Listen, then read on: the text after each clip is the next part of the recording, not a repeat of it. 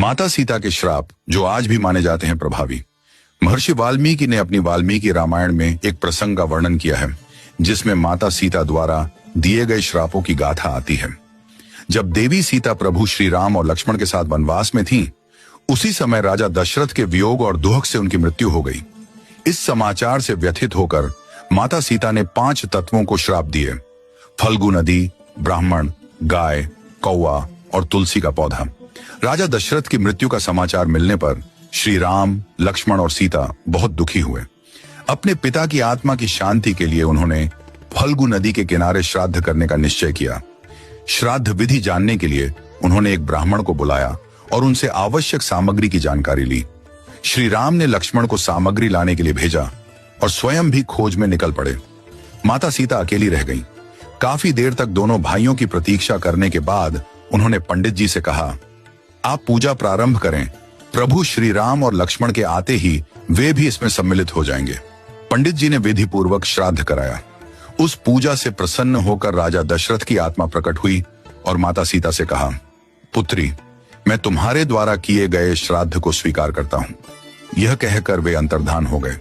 कुछ समय बाद माता सीता को चिंता हुई कि जब प्रभु श्री राम और लक्ष्मण लौटेंगे तो क्या वे यह मानेंगे कि उन्होंने श्राद्ध कर लिया है और पिताजी की आत्मा को तृप्त कर दिया है। इसलिए माता सीता ने उस समय उपस्थित सभी को साक्षी बनाया: फल्गु नदी, गाय, ब्राह्मण, कौवा और वट वृक्ष।